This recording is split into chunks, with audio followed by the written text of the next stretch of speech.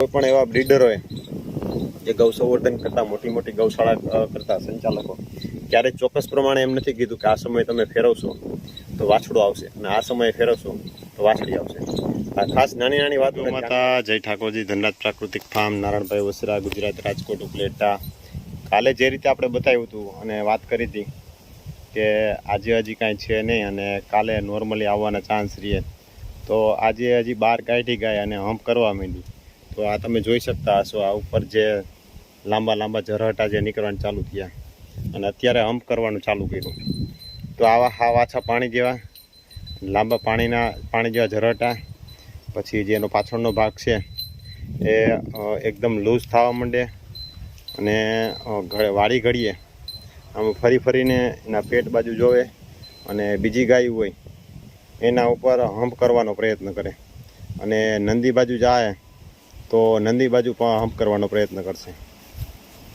તો આજે આપણે નંદી બાંધી રાખ્યા છે અને નથી ફરવા દેવી, એનું પણ એક ચોક્કસ રીઝન છે, એ પણ તમને હમણાં જણાવું. આપણે પેલા નંદી બાજુ ગાયને હાંકીએ એટલે આવી રીતે આમ બધા જો આ નંદીના અને બધાના મૂતરા નીચે જે હોય એ સૂંઘે છે અને કેમ કે હોર્મોન્સ એના એક્ટિવ થાય છે. અત્યારે ચા હશે પણ અત્યારે જ્યારે બહાર કાઢી, કેમ કે આપણે સવારની અંદર જ રાખી હતી, નહોતી થવા દેવી, એટલે અત્યારે બહાર કાઢી અને પાણી પી લઈએ અને પછી પાછી હમણાં અંદર આપણે બાંધી દઈશું, એટલે કે અંદર ખુલ્લા ઢારિયામાં કરી નાખશું. અને જો પાછળથી અત્યારે સ્મેલ કરે ગમે કરે તો કંઈ બોલતી નથી. તો કહેવાનો હેતુ એ છે, હજી હોર્મોન્સ એક્ટિવ થયા છે પણ હજી અત્યારે ફાલું નહીં થાય, પણ લગભગ 10-11 વાગે ફાલું થઈ જાય. તો જો આછા એકદમ પાણી જેવા. તો કહેવાનો હેતુ આપણો એ જ છે કે જો આજે ફરશે ગાય અને આજે કોઈની ગાય ફરી ગઈ છે તો તારીખ લખી લ્યો ને તારીખની પાછળ લખી નાખો, આજે કન્ફર્મ 100% વાછડો આવશે. મારા જે ગણિત છે એ પ્રમાણે આજે વાછડો આવવાના 100% ચાન્સ રહે. બાય ચાન્સ અમુક ખૂટ એવા હોય કે ગમે એ પરિસ્થિતિમાં વાછડીએ વ્યાતો હોય તો એ વાત આખી અલગ છે. નહીંતર આજે જે મારો જે ગણિત છે એ ગણિત ઉપર આજે વાછડો આવે ને આવે એટલે આપણે થવા નથી દેવી. આગળ 2 વખત જવા દીધી, આજે વખત 3જી વખત જવા દેવી, અને પછી મને એવું લાગે એ વખત જવા દેવી જો. ત્યારે એનો જે સમય આવશે ને પરફેક્ટ સમય, ત્યારે એ સમય બરોબર ત્યારે એનું ગણિત બેસશે.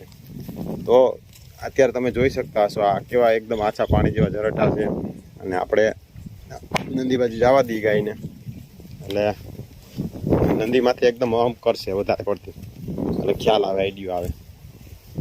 અને જે ગાયું આપણે ગૌધન જાજુ હોય, અને એ પણ તમને કહું, જ્યારે ગાયના હોર્મોન્સ એક્ટિવ થાય અને વધારે પડતી જે ગાયને પકડતી હોય, એકદમ લાલ કલરની હોય, કાબરા કલરની હોય, સફેદ કલરની હોય, જેવા કલરની ગાયને વધારે પકડતી હોય ને એની માથે જ ઉડ કરતી હોય, હમ્પ કરતી હોય, તો એ લગભગ 80-85% બચવું એના ઉપર આવે.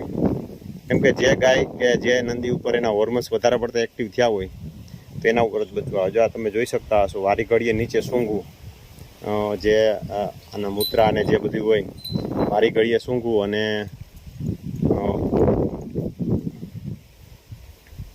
એટલે કહેવાનો મતલબ એ છે કે સંવર્ધનમાં ખાસ કરીને કાયમીને માટે નવું શીખવાનું, કાયમીને માટે અભ્યાસ કરવાનો, તો જ સંવર્ધન સુધરે. કેમ કે મેં એવા ઘણા લોકોને જોયેલા છે, 10-10 વર્ષ 20-20 વર્ષ એવા લોકોના અનુભવ પણ એક નંદી ખોટો સિલેક્ટ થઈ જાય એના કારણે થઈ એનું આખું ગૌધણ બગડે અને ક્યાંક ને ક્યાંક ઘાટામાં જાય. હવે આમાં આપણે સિલેક્ટેડ નંદીને બદલે સારો રૂપારો દેખાતો હોય, કલરવાળો દેખાતો હોય ને એવો નંદી આપણે નાખીએ તો આવનારી પાછલી પેઢી છે એમાં દૂધ ન આવે. કાલે બતાવ્યું હતું ને એને અને આજના પાછળના ભાગને તમે જોઈ શકતા છો, એકદમ લૂઝ થઈ ગયું છે અને આજે જે છે પરિસ્થિતિમાં, અને હજી એકદમ હાવ લૂઝ થઈ જાય.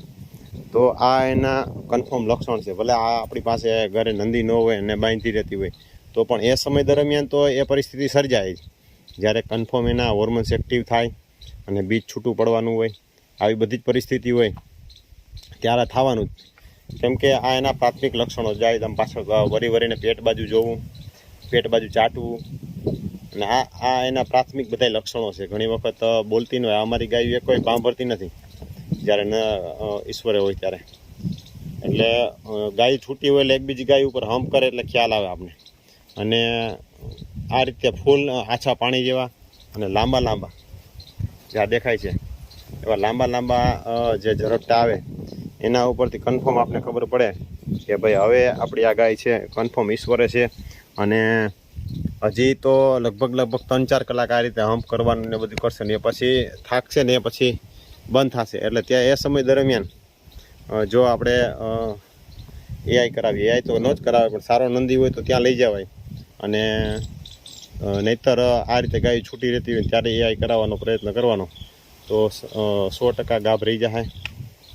અને અને આ પરિસ્થિતિમાં જો જે સેક્સિમન આવે એ મૂકવામાં આવે તો વાંધો ન આવે. નહીંતર આ પરિસ્થિતિમાં કોઈ પણ પ્રકારનું સીમન આવે એની ગેરંટી નથી, પણ નંદીથી જો ફાલું થવામાં આવે તો મારા જે ગણિત છે એ ગણિત પ્રમાણે આજે જેની ગાય આ સમયે નંદીથી ફરે, નંદીથી કન્સીવ થાય તો 99.99% આજે વાછડો જ આવે. અને જો આ અત્યારે બૈડા આમ સીધા તાણે એનો એટલે બૈડા એટલે ઉપરના ભાગનો ભાગ એમનું સીધું આમ ટાઈટ તાણે અને આછા પાણી જેવા ઝરપટા આવે, આવા બધા જ એના પ્રાથમિક લક્ષણો છે. તો સંવર્ધનમાં ખાસ કરીને ધ્યાન દેવું, કેમ કે આવનારી જે પેઢી છે એ પેઢીના કારણે જ આપણે ગૌધન સુધારી શકીએ. અને જો એમાં ધ્યાન ન દઈ તો આવનારી પેઢીમાં જો દૂધ ન હોય તો આપણે એના પ્રત્યે રુચિ આપણી ઓછી થતી જાય.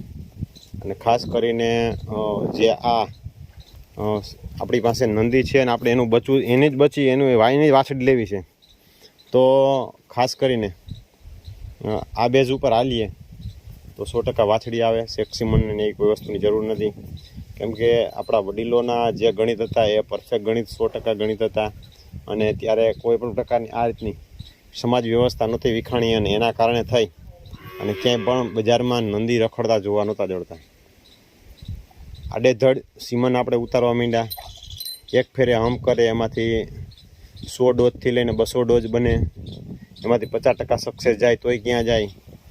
તો કહેવાનો તાત્પર્ય માત્ર એ છે કે નંદીથી નેચરલી રીતે થાય અને એના પિરામિડ ઉપર આપણે ઉતરીએ તો કન્ફર્મ વાછડી આવે. એના ચોક્કસ સમય પ્રમાણે આપણે જે કરીએ તો જો આ વારી ઘડીએ પેટ બાજુ જોવું, પેટને ચાટવું, આ સમય દરમિયાન આ પરિસ્થિતિ, આવા ઝીણા ઝીણા લક્ષણો.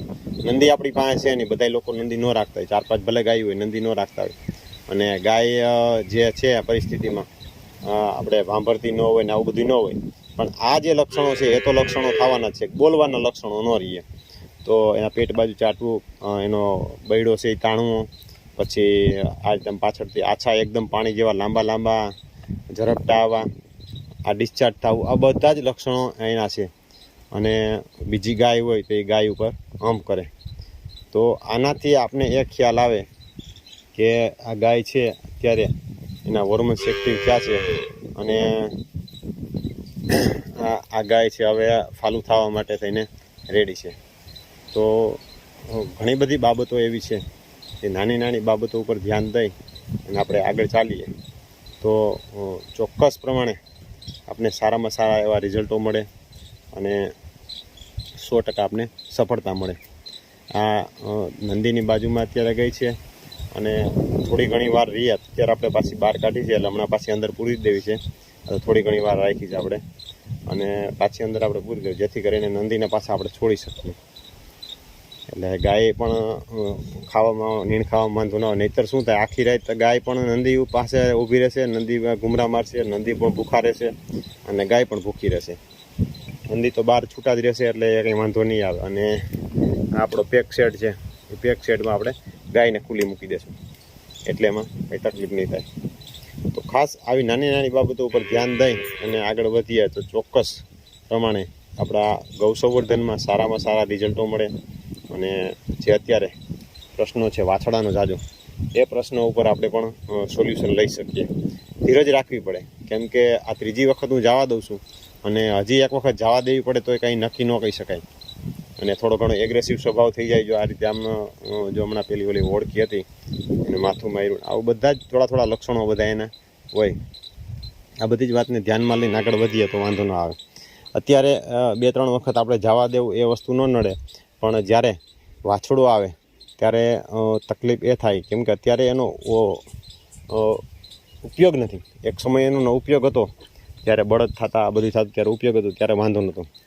એટલે ખાસ વસ્તુ એ છે કે ધ્યાનમાં લઈને આપણે આગળ આવીએ તો વાંધો ન આવે. વાછડી આવે આપણે ગૌધન વધારવું હોય કે ન વધારવું હોય, તો સારી ગાયની સારી વાછડી હોય તો એ વસ્તુ છે કોઈ આપણે રાખવી હોય તો પણ ભલે, નહીંતર કોઈ પણ માધ્યમથી એ આપણે કોઈને આપવી હોય તો એ પણ પ્રશ્ન બને. આ તમે જોઈ શકતા હશો, થોડોક એગ્રેસિવ સ્વભાવ થાય, બધું સૂંઘવું, અને આ બધી જ વસ્તુઓ થોડી વારી ઘડીએ કરવું, આવું બધું જ બને. તો ગૌ સંવર્ધનમાં જેટલો અભ્યાસ કરીએ એટલો અભ્યાસ ઓછો છે. આજે હું મારી દૃષ્ટિકોણ પ્રમાણે જેટલો કહું છું એ મારા અનુભવના આધારે કહું છું. કેમ કે અત્યાર સુધીમાં કોઈ પણ એવા બ્રીડરોએ જે ગૌ સંવર્ધન કરતા, મોટી ગૌશાળા કરતા સંચાલકો ક્યારેય ચોક્કસ પ્રમાણે એમ નથી કીધું કે આ સમયે તમે ફેરવશો તો વાછડું આવશે, અને આ સમયે ફેરવશો તો વાછડી આવશે. નંદીને ખુલ્લા છોડી દીધા છે, એટલે નંદી બારે છે અને ગાય આપણી અંદર ખુલ્લી છે. પેક સેટ છે, એટલે રાત્રિના સમય દરમિયાન ધ્યાન ન રાખવું પડે આપણે એના માટે થઈને. તો હવે કાલે જોઈએ, કાલે હજી છે શું છે નહીં, કેમ કે કન્ફર્મ છે અત્યારે અને કમ્પ્લીટ છે. કેમ કે કાલે ફૂલ હતા અને અત્યારે જોયું આપણે ગાય હમ્પ કરે છે, એટલે આ જ રહેશે. પણ એક વસ્તુ એ છે કે બાંધીને રાખીએ તો ભૂખાને તરસા બે રહીએ, એટલે આ અહીંયા ખાઈ લે ને ઓલાને વાન અહીંયા નાખેલી છે એટલે ત્યાં ખાઈ લે. અને આ બીજો આપણો રુદ્ર આવ્યો ને ભદ્ર આવ્યો આ બાજુ આવ્યો, અને આમ બાંધતા પણ નથી. એટલે એક વસ્તુ સારું છે, આમ ખાલી એકબીજાને પાહા મારે. અને જ્યારે આપણે ગાય ઈશ્વરે હોય ને જ્યારે આપણે ગમે એક નંદીને છોડવું હોય ત્યારે એકને બાંધી દે એટલે ટેન્શન ન રહીએ, નહીંતર નંદી આવી તમે સાથે પણ ન રહીએ. તો ચાલો હવે કાલે શું છે આપણે બતાવશું.